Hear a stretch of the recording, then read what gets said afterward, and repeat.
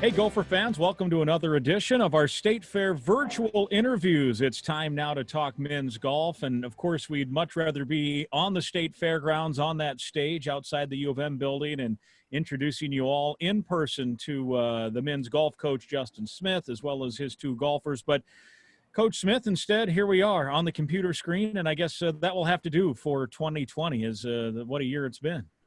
Well, it's the new normal, right, Grimmer? If we all can't figure out Zoom by now, we never will.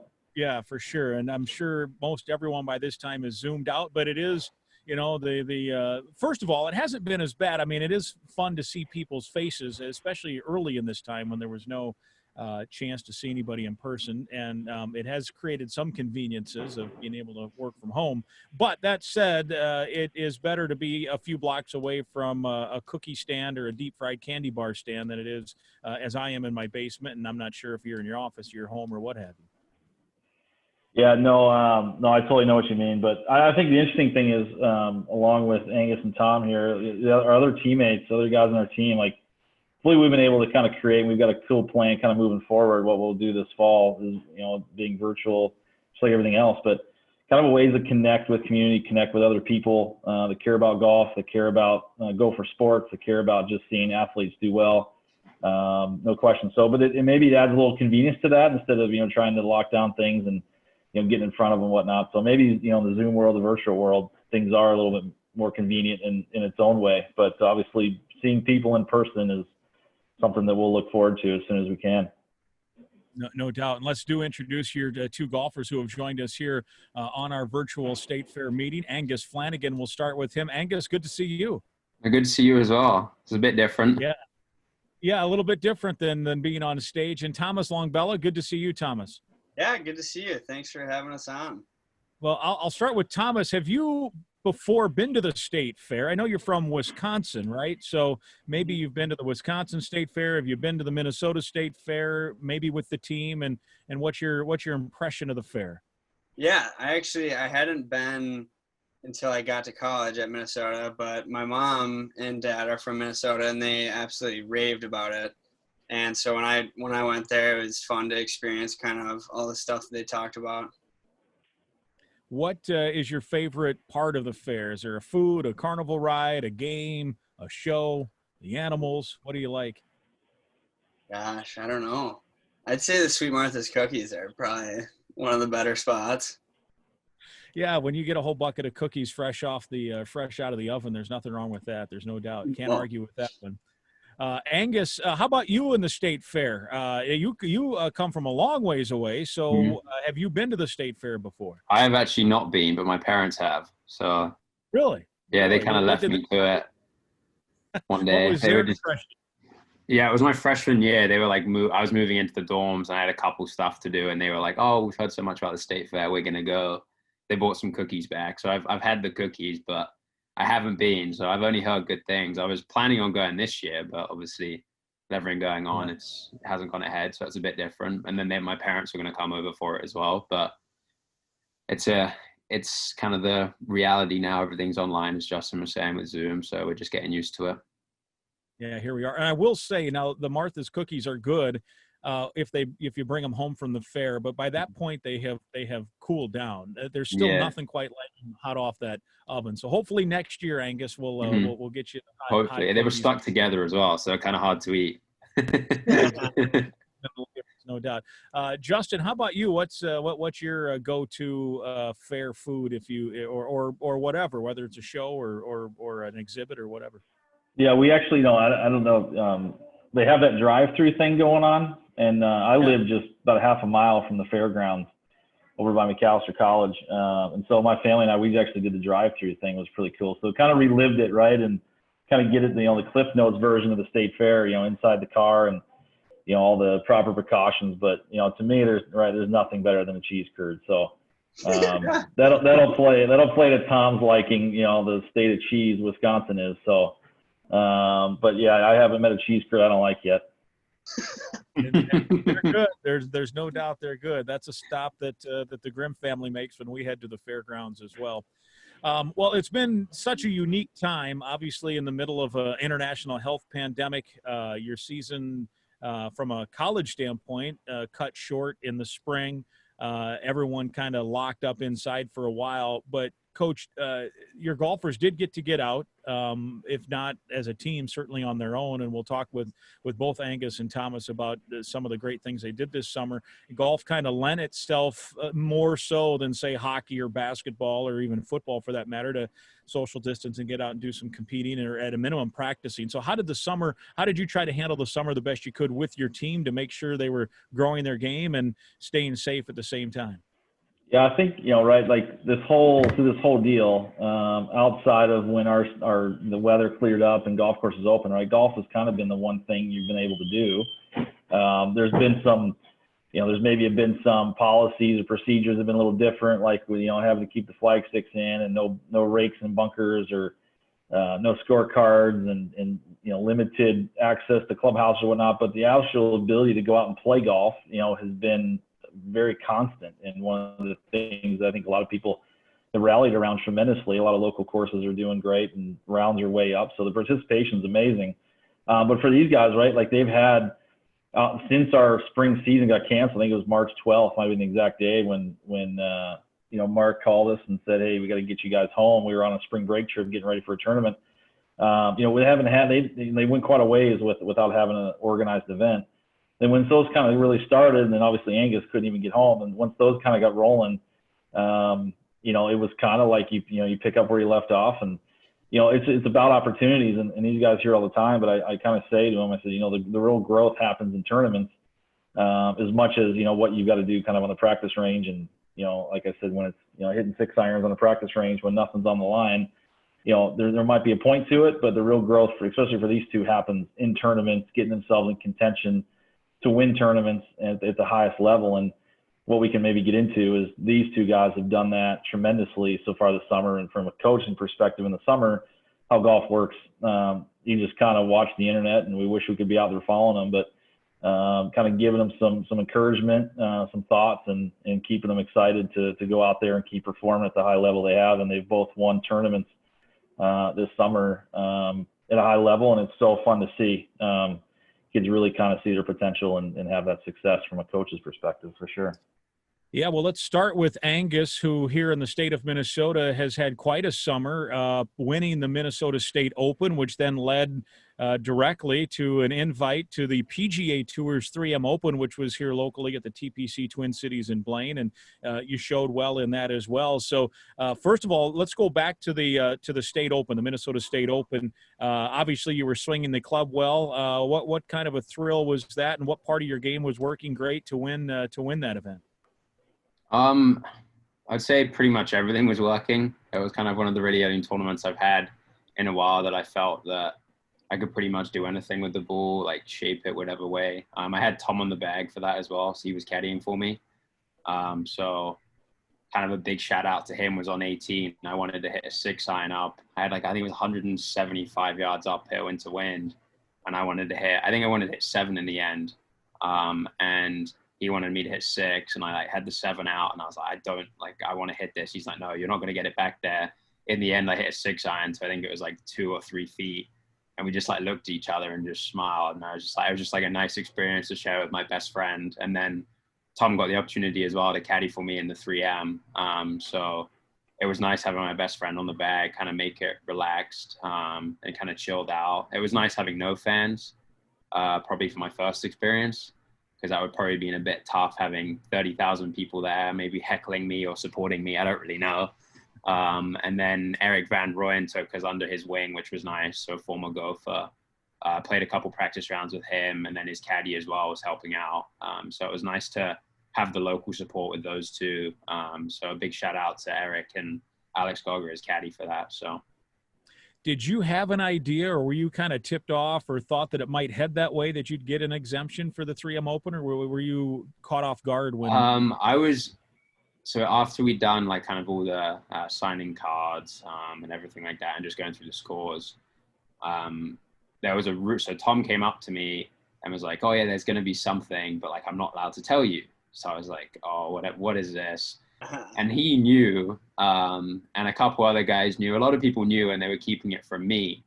And I get up there and I get the trophy and stuff. And then Hollis comes on, who is the director of the 3M tournament. And I thought, oh, maybe I'm going to skip pre-qualifying and go into the Monday qualifier. And then he was like, because I'm stuck here, I'm going to invite you into the 3M. And I had to kind of pinch myself. And as soon as he saw that, I just looked at Tom and started just smiling, because I was just like, you knew, but you just didn't tell me. So it was kind of, it was funny though, because I had literally no idea. So it was a big surprise. And it took pretty much until I got to like the Sunday before the 3M, where I was out there practicing, and Dustin Johnson put his bag next to me and started hitting balls. That kind of when it sunk in, I was like, I'm actually playing in this. This is kind of crazy.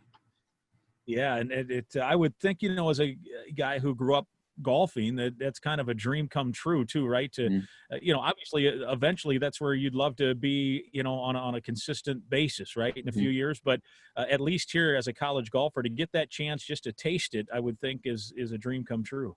No, definitely. It was nerve-wracking in places, especially when you're on the range and there's not too many spots there, and the spots are next to like Tommy Fleetwood, Brooks Koepka, Dustin Johnson's, the guys that you look up to, and you're like hitting balls next to them. You're just kind of, I'm just the little English kid, the amateur, the only am in the field with my best mate on the bag, like the only one with a stand bag. So everyone kind of knows. There's a lot of guys out there that are like looking out for you, kind of asking about our season and what's happening. And a lot of them actually know Justin. So from 2002 when he won the national championship. So a lot of them were asking about Justin and Matt Racci, our new assistant. So it was a fun time. I loved it. And you played pretty well, right? I mean, that had to feel good too, to hit some good shots. Yeah, I played solid. It was a lot different without kind of having the Bushnell to work out the yardages. Normally you have that in amateur golf, but it's hard pacing off things from sprinklers and stuff like that. So it was kind of Tom and I's first time doing it. So we did a pretty good job. I'd say we were probably right 99% of the time. So a couple of times we just looked at each other and was just like, how did that happen? But I don't normally play golf kind of tentative. I was obviously nervous. I didn't want to make a bad swing. So I was happy with the way I played. I know I shot 2 over 2 over. I didn't really hold too many putts, but I think if I had probably a couple putts hold at the start, then it would have been a different story. But that's the way golf is, really. You have some good weeks and some bad weeks. So it wasn't a bad week. It was just taking in the experience of having all the interviews and stuff like that. So it was fun. Yeah, it looked like you were having fun. Tom, before we get to your exciting summer of playing, I got to ask you about being on the bag for Angus in both those events, and particularly the PGA event. What was that like at the TPC? It was awesome. I mean, it's funny how Angus talks about how he was nervous, because like I was a little nervous too, and I was just like kind of trying to not mess up, honestly. But just to be around kind of those guys and just watch them plot their way on the golf course is, it's awesome. You don't really get to do that very often. And it was honestly kind of cool how there wasn't any fans and there wasn't any distractions. It seemed like it kind of was more of a personal bubble out there on tour. And, it seemed like a desired life for sure. It kind of made that dream even, I want it more now, I think. And it was awesome. It was good to be there with Angus and watch him play. Now, you guys obviously are good players, really good players, and you're around really good players when you go to all these college events. How big of a difference, or maybe there wasn't that big of a difference, was it when you saw some of these guys hit the golf ball compared to the really good players you're already around at the college level, Tom? Yeah, I mean, there really isn't much of a difference at all. I think it's just such little things that separate them from college golfers, and that's the reason only however many people, let's say it's 10 people a year make it onto the PGA Tour out of so many golfers. And it's like, it's such small differences. And it was cool to experience kind of, where those differences were with certain guys. Like we played with, what was his name? Angus, the English guy, Thomas. Tom Lewis. Yeah, Tom Lewis. Tom Lewis. And you could just tell like his short game was ridiculous. And it was kind of just cool to experience everybody's different little golf games. So. Yeah. And now you've had an exciting summer too. You won the Wisconsin State Amateur. Tell us about that event and how it unfolded for you. And you were swinging the club well too. Yeah, that was great. I came close. I think it was 2 summers ago, and then the summer before that, I took second. And it was kind of almost like I played really well the first 3 days, and then that final round just was always a dagger for me, and I always kind of let the competition back in the tournament. And so it was good to see myself go into that last day and close out a lead that I had. Kind of gave me some confidence going into this fall and just the rest of my golf career. So. Yeah, been fun. Coach, how proud are you of not just these two guys, but I know you had some other guys that had some success and some alums like Eric Van Rooyen, who's also out. He's getting very close to earning that, permanent status, and, some others as well. How proud are you of what the program's been able to produce and continues to produce? Yeah, I think looking back, a year ago when we made a transition into kind of this new era of Gopher golf, it's, think of where we are right now, and we've really only played, maybe half of the season of college golf, but all that's been accomplished, like that kind of goes to like our college season is as important as anything, and these guys know that, but their development doesn't stop. It continues to go, and our facilities are there, and they continue to have resources around them at all times to make sure they're out there competing at the highest level, and to see the success they've had, the tournaments they've won. Angus, medalist at the Western Am and making match play at USAM, and Tom almost won the Wisconsin State Open, kind of right behind the State Am, and and a lot of other players of ours have won tournaments in their home states and playing at the highest level. I mean, that's what we train for. That's the standard that we want to get to. That's the expectations that this program needs to have for us to be a top 10 program. That's our goal. We want to be consistently a top 10 program. And Minnesota's been there before, but it takes these two guys and playing at that level and experiencing these things and things that they can help their teammates understand, just as much as us coaches to go out there and kind of keep raising that bar. Because ultimately the coach, their success and the experiences they have and them achieving their goals, right? That's what we're in this business for. It really doesn't have anything to do with us coaches and records or whatever we're trying to do. It has everything to do with their development, and if they achieve their goals, right? Like we do things the right way, and we care about them and make sure they're growing as people. That's all we can do as a coach to do, and they're well on their way, even with just a half of a college season last year and half of a summer really even this year. And we've got a good plan moving forward for the fall, even without team competitions, that their development will keep continuing. We'll just have to get a little more creative with it. Let Gopher fans too also, Coach, know about the new facility and what that means, and kind of explain what it's all about. Yeah, no, outside of our Tom Lehman outdoor facility, it's been there, since I was in school for sure.